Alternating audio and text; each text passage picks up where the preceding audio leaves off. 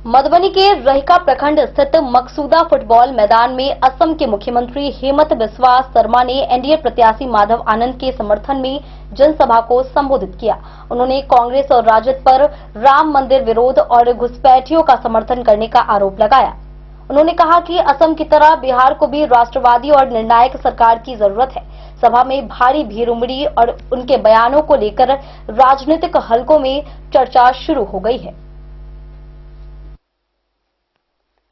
बिहार विधानसभा चुनाव के दूसरे चरण के प्रचार अभियान में असम के मुख्यमंत्री और बीजेपी के वरिष्ठ नेता हेमंत बिस्वा शर्मा ने गुरुवार को मधुबनी जिले के रहिका प्रखंड स्थित मकसूदा फुटबॉल मैदान में एक विशाल जनसभा को संबोधित किया। एनडीए उम्मीदवार माधव आनंद के समर्थन में आयोजित इस सभा में भारी भीड़ उमड़ पड़ी। सभा के दौरान हेमंत बिस्वा शर्मा ने विपक्षी दलों, राजद और कांग्रेस पर तीखे प्रहार किए। उन्होंने कहा कि जब अयोध्या में भगवान श्री राम का भव्य मंदिर बन रहा था, तब कांग्रेस और राजद के नेता उसका विरोध कर रहे थे। आज जब मंदिर तैयार हो गया है, तब भी कुछ लोगों को इसे पचाने में तकलीफ हो रही है।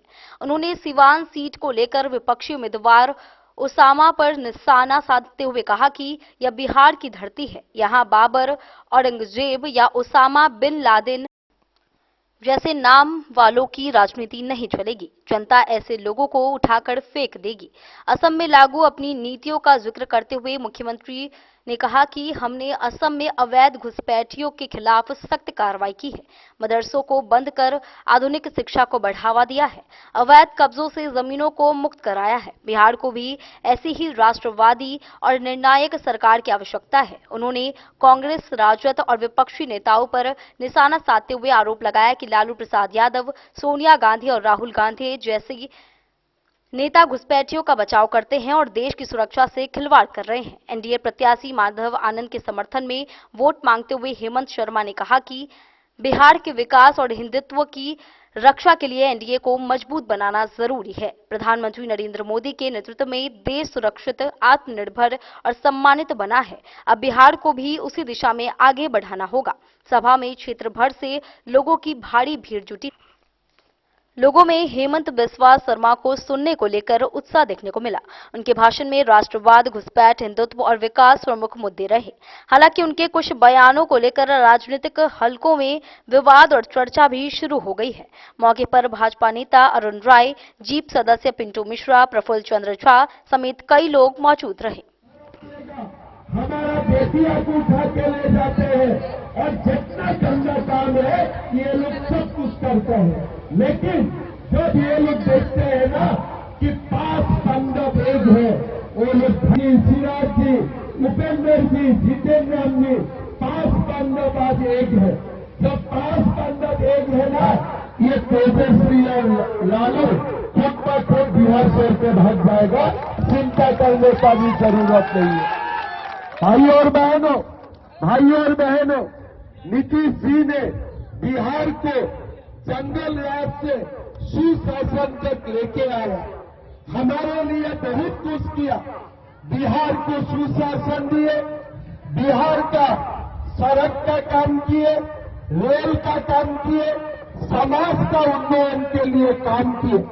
थोड़े दिन पहले मैं अखबार में पढ़ा कि बिहार में नीतीश कुमार जी हमारा माताओं का बैंक अकाउंट में जी, भागेंद्र ठाकुर जी, पिंटू मिश्रा जी, मनोज चौधरी जी, रंजीत कामत जी, अनुपम राजा जी, भाइयों बहनों, पिता और माताओं, मैं असम से आया हूं।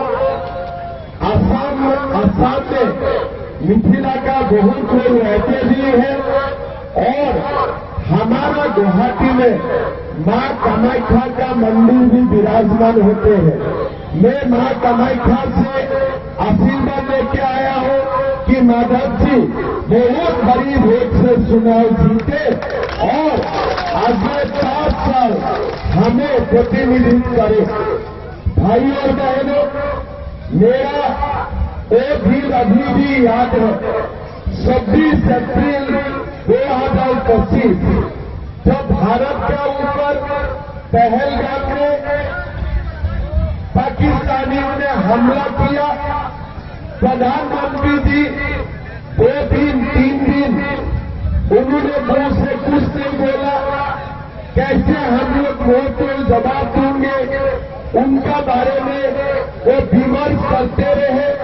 लेकिन 26 तारीख वो मधुबनी में आए और मधुबनी में ही सार्वजनिक सभा में उन्होंने भारतवासियों को बोला कि हम पाकिस्तान को मुंह तोड़ जवाब देंगे, और उसी का बाद ऑपरेशन सिंदूर भी शुरू हुए। मैं आप लोगों को धन्यवाद देता हूं कि जब लोकसभा चुनाव हुए तब भी आप लोगों ने बहुत बड़ी मतों से हमारे गठबंधन को वोट दिए थे, और मेरा विश्वास है अभी जो चुनाव आ रहा है, चुनाव में भी आप लोग गैस सिलेंडर का साथ में वोट डालेगा और माधव जी को आप लोग जिताने। मधुबनी से फिरोज आलम की रिपोर्ट।